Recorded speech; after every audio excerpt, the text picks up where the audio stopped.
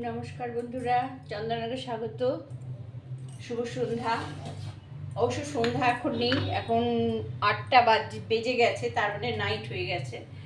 আমি আজকে আপনাদের একটা রেসিপি নিয়ে আসলাম। সেটা হলো পেঁয়াজি। খুব সংক্ষেপে আমি পেঁয়াজিটা করে দেখাবো আপনাদেরকে। আমার কাছে এক বন্ধু,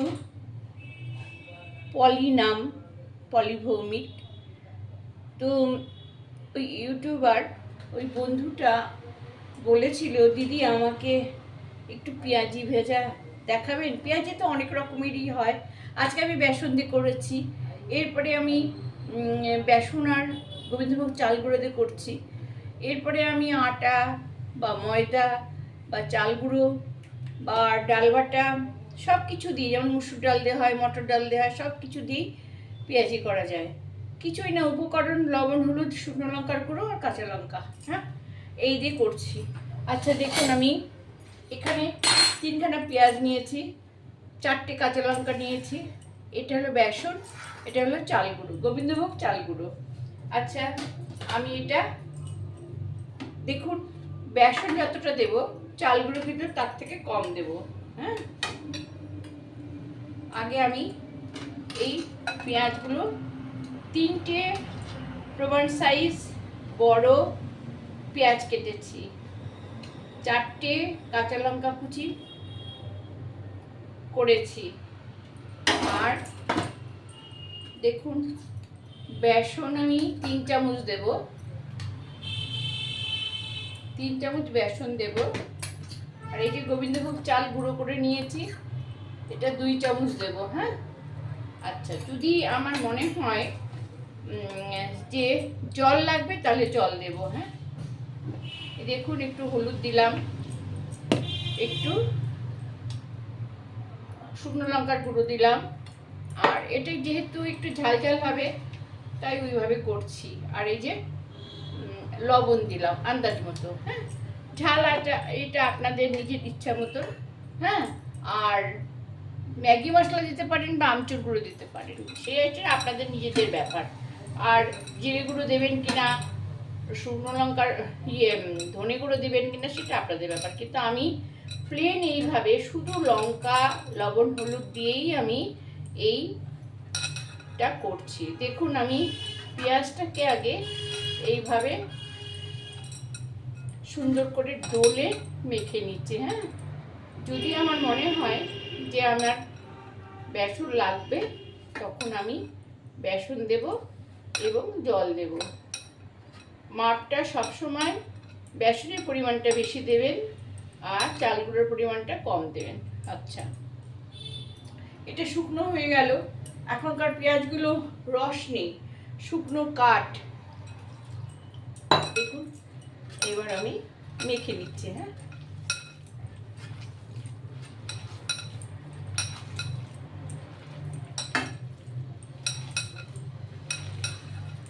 সুন্দর করে আমি মেখে নিলাম। না, আমার কাছে মনে হচ্ছে আর একটু বেসন কম হয়েছে, আর একটু বেসন দিয়ে দেন, তার মানে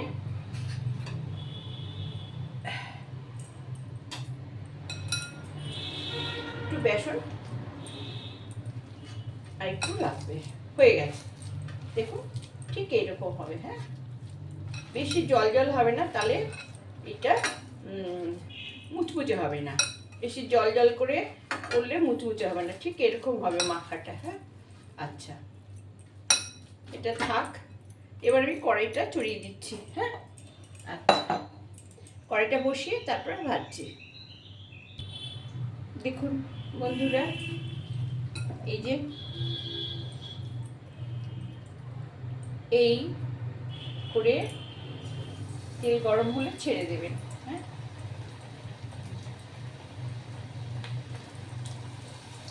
আমি বড় বড় করেই করছি।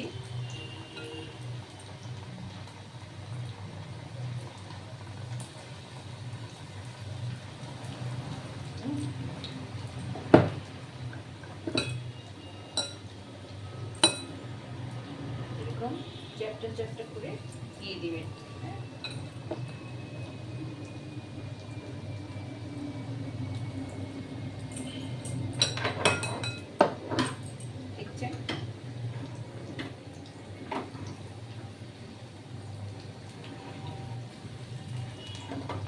যাতে সমানভাবে সব কিছুর মধ্যে পড়ে। হ্যাঁ, আর এক পাশ হয়ে গেলে আবার এক পাশ উল্টে দেবেন।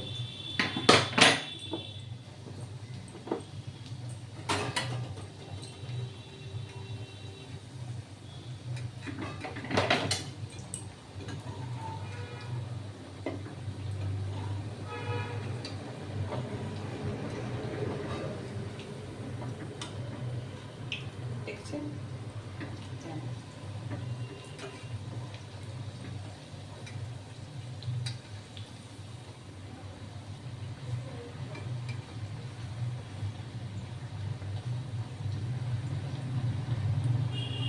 ছড়ানো পাত্রে ভাজলে ভালো হয়, ডিপ কড়াইয়ে ভাজলে ভালো হয়, আবার ছড়ানো ফ্রাই প্যানে ভাজলে অনেকটা তাড়াতাড়ি করা যায়, মানে একসাথে অনেকগুলো দেওয়া যায়। হ্যাঁ,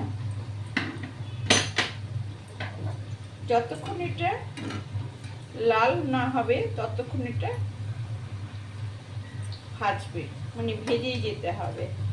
একটু অল্প আঁচে ভাজবেন, তাহলে ছোট আঁচে ভাজবেন, সবসময় ছোট আঁচে ভাজবেন।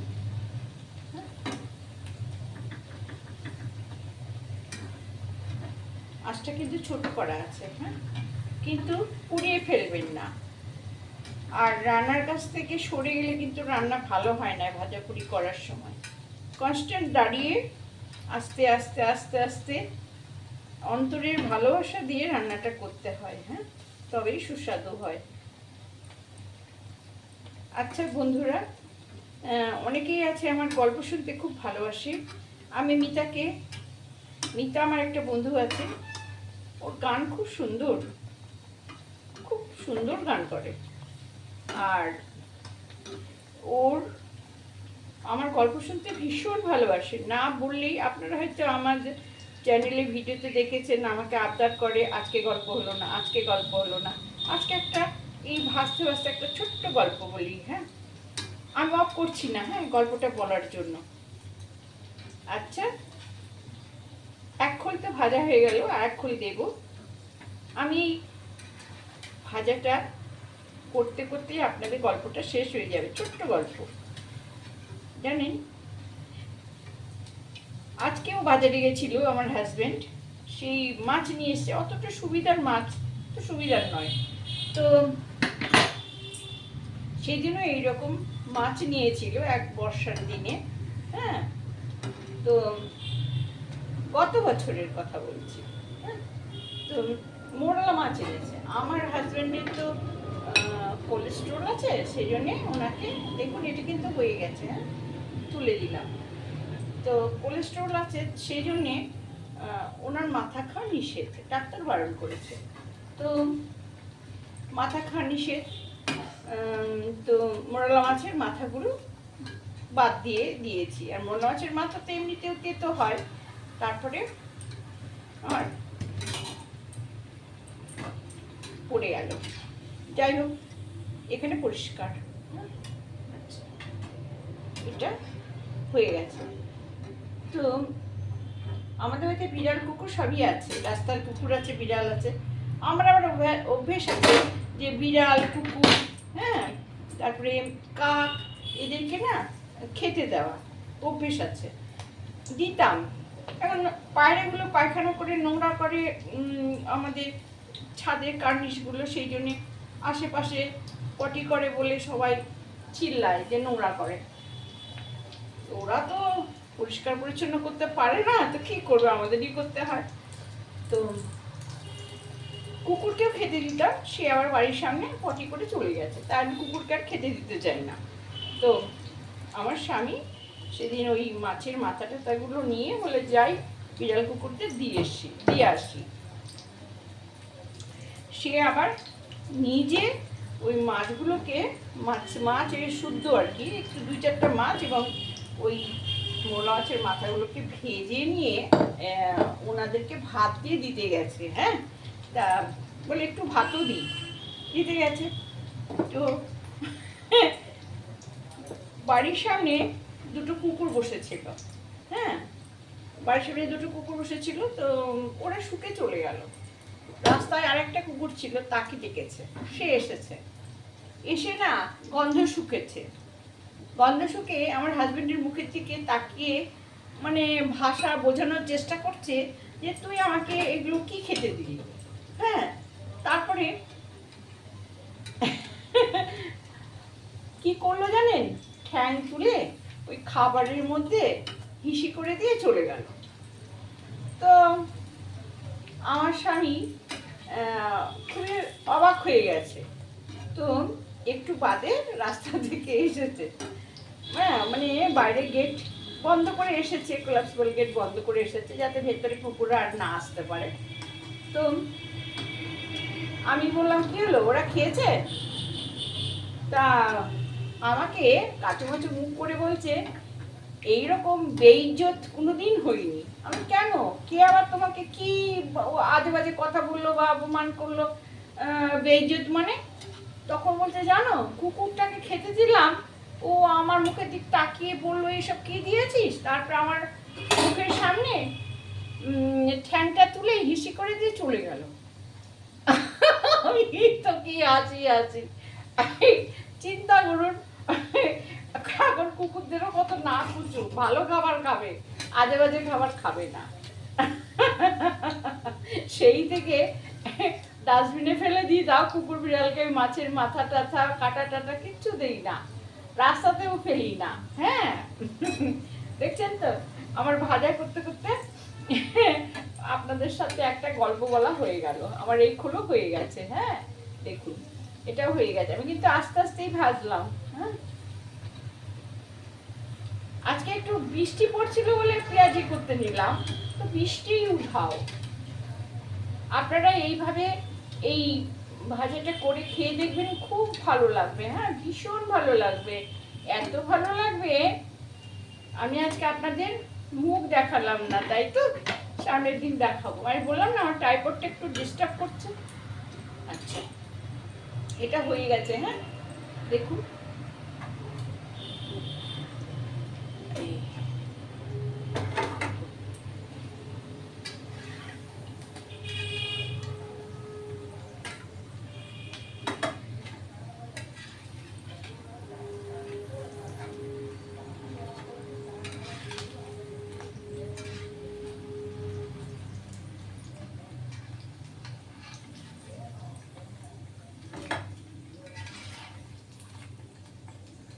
দেখছেন তো কেমন পেঁয়াজি হলো, ঘরোয়া পেঁয়াজি, খুব সুন্দর হয়েছে। দেখছেন,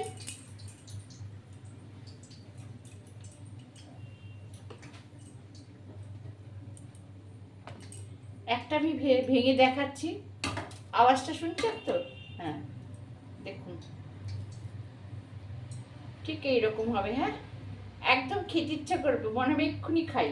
হ্যাঁ ঠিক আছে, এই যে পেঁয়াজি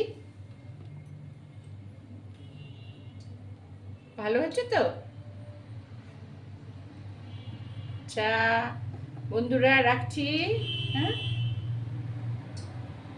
ভালো লাগলে সাবস্ক্রাইব করবেন, লাইক কমেন্ট শেয়ার দেবেন। হ্যাঁ, ওকে বন্ধুরা, আবার গল্প নিয়ে আসবো।